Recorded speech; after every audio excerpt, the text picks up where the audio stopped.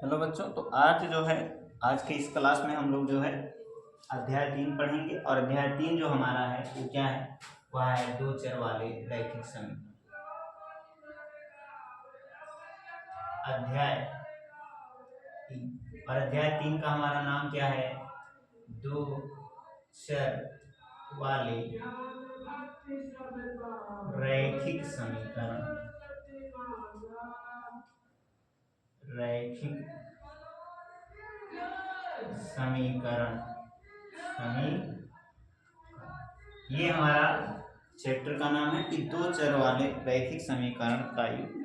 ठीक है, अब देखो इसको हमको पढ़ना है। अब यहाँ पर देखो यूज किया है दो चर वाले, मतलब कि इसमें दो चर आएंगे। अभी तक हम लोग जो द्विघात समीकरण पढ़े हैं उसमें क्या हो रहा था, घात आ रहा था।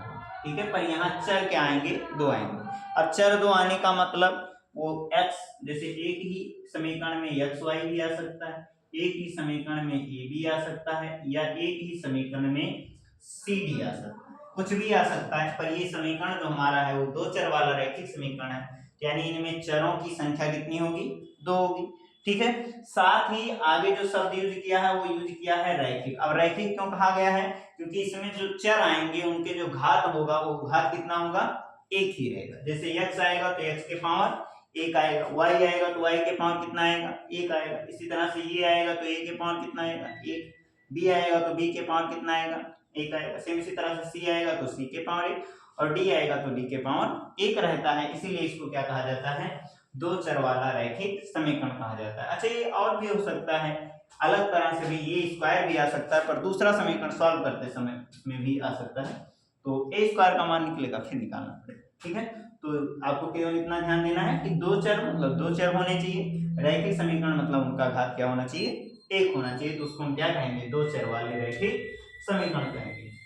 हम दो चर वाले रैखिक समीकरण का अगर आपसे कोई पूछ ले कि इसका मानक सूत्र क्या होता है, यानी स्टैंडर्ड फार्मूला, तो मानक सूत्र क्या होता है, इसका मानक सूत्र होता है, जिस तरह वहां पर हम लोग द्विघात समीकरण का क्या लिखे थे, ax स्क्वायर प्लस bx और प्लस c।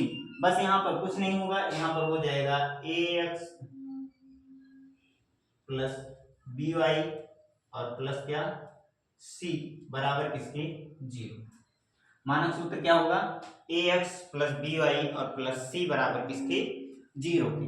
अब जो दो चर वाले रैखिक समीकरण बनेंगे, अब इनमें एक समीकरण, क्योंकि इसमें दो चर हैं और दो चर, इसमें जो चर हैं जितने चर रहेंगे उतने ही समीकरणों की हमें जरूरत पड़ेगी। जैसे यहाँ दो चर हैं, तो अगर इसमें से x का या y का मान निकालना है तो हमारे पास कितने समीकरणों की जरूरत पड़ेगी, दो समीकरणों की जरूरत पड़ेगी। अगर यहाँ तीन चर होता, यहाँ जो a b और c लिखा है ये चर नहीं है, ये अचर पद है। ठीक है, तो लिख लेना नीचे कि जहाँ a b c कैसे हैं, अचर पद है। ठीक है, अब यहाँ पर देखो x y है, दो है तो दो समीकरण की जरूरत पड़ेगी। अगर यहाँ x y z होता तो तीन समीकरणों की जरूरत पड़ती, अगर ऐसे चार होता तो चार समीकरणों की जरूरत पड़ती।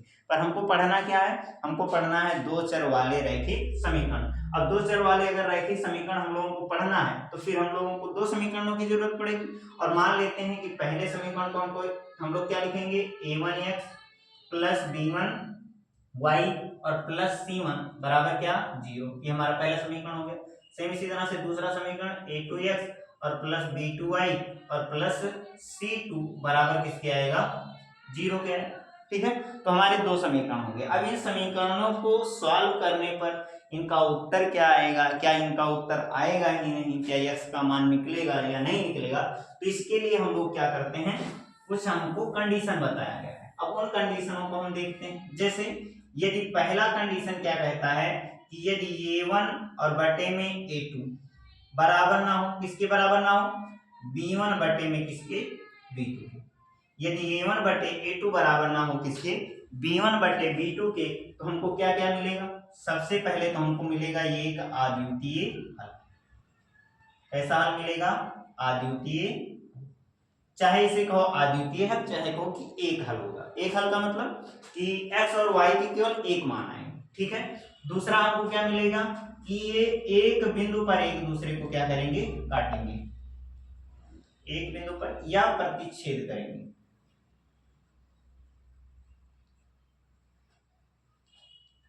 प्रतिच्छेद,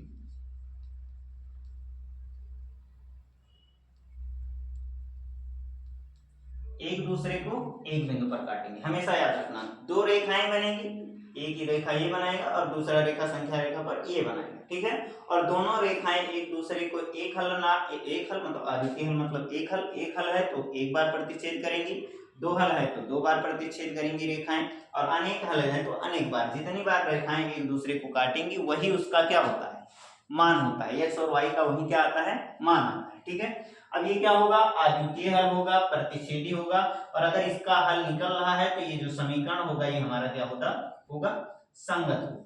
इसके हल कैसे आएंगे, संगत हल, ठीक है। सेम इसी तरह से दूसरा कंडीशन क्या है, दूसरा कंडीशन कहता है यदि a1 अपान a2 बराबर है किसके, b1 अपान b2 के, और बराबर नहीं है किसके, c1 अपान c2 के, और अगर ऐसा कंडीशन है तो इसका मतलब जो रेखा हमारी होगी वो क्या होगी, समांतर होगी। पहले यहां पर क्या होगी, समांतर।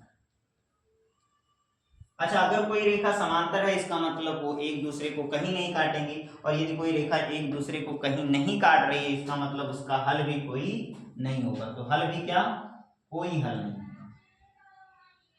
कोई हल नहीं होगा, ठीक है। और अगर कोई हल ही नहीं निकल रहा है, जैसे कोई वस्तु आप बनाए या कुछ किए और उसका कोई हल ही नहीं निकला, तो क्या वो संगत है, नहीं, वो संगत नहीं, यानी वो संगत भी नहीं, ठीक है। तीसरा कंडीशन क्या आता है, तीसरा कंडीशन जो आता है वह है कि a1 अपान a2 बराबर है b1 अपान b2 के, और बराबर है किसके, c1 अपान में c2 के। और अगर ऐसा कंडीशन है तो इसका मतलब कि वो समांतर ना होकर क्या हो जाएगी, संपाती हो जाएगी। क्या हो जाएगी, संपाती। अब संपाती का मतलब क्या होता है कि जैसे जहां पर जैसे ये रेखा ऐसे जा रही है तो जस्ट इसके ऊपर से दूसरी रेखा भी होकर जाएगी, मतलब ये जो रेखा, ये समीकरण जो रेखा बनाएगा वही जो है दूसरा समीकरण भी वही रेखा बनाएगा। अब अगर आप यहाँ देखोगे तब भी एक दूसरे को काटेंगे, दूसरी जगह देखोगे तब भी एक दूसरे को काटेंगे, यहाँ देखोगे तब भी दूसरे को, और यहाँ भी, यानी कि हर जगह एक दूसरे को क्या कर रहे हैं, काट रहे हैं। और कई जगह एक दूसरे को काट रहे हैं तो इसके हल जो हो जाएंगे वो क्या हो जाएंगे, कई हल होंगे। कितने हल होंगे, कई हल होंगे। अब इसका हल निकल रहा है तो इसका मतलब ये संगत ही होगा। अगर हल निकल रहा है तो इसका मतलब ये क्या है, संगत समीकरण, ठीक है। तो कितना है,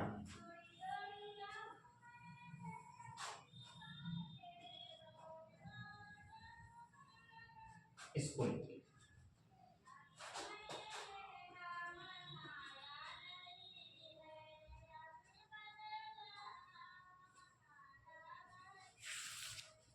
अब हम लोग कुछ चेक कर लेते हैं कि वो कैसे हैं। जैसे एक समीकरण हम लोगों का है, यहीं पर साइड में चेक करते हैं। जैसे समीकरण हमें दिया है x माइनस 2y बराबर है किसके, 0, ये पहला समीकरण है। अच्छा, दूसरा समीकरण हमारा दिया है 3x प्लस 4y और बराबर किसकी है, -20 बराबर है किसकी, 0।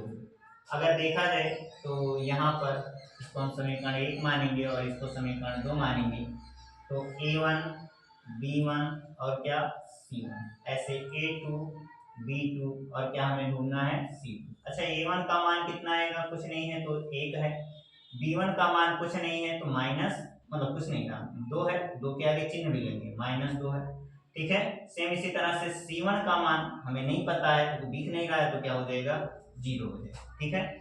A2 का मान अगर देखें तो 3 है, B2 का मान अगर देखें तो क्या है, 4 है, B2 का मान कितना है, 4 है, प्लस लीजिए ना, और C2 का मान जो आएगा वो आएगा -20, ठीक है। तो A1 B1 C1 का मान पता चल गया, A2 B2 और C2 का मान पता चल गया। अब हम देखते हैं कि हमें क्या मिला। देखा जाए तो a1 बटे a2 इसका मान निकालो तो कितना आ रहा है, 1/3 आ रहा है। b1 बटे b2 का मान निकालो तो कितना आ रहा है, -2/4 आ रहा है। हाँ, तो 2 × 2 = 2 × 2 = 4। और जैसे इतना ही हमें मिला, हम लोग देखें कि ये दोनों एक दूसरे के बराबर नहीं है, मतलब कि a1 बटे a2 is not equal to है किसके, b1 बटे b2 के। क्यों बराबर नहीं है?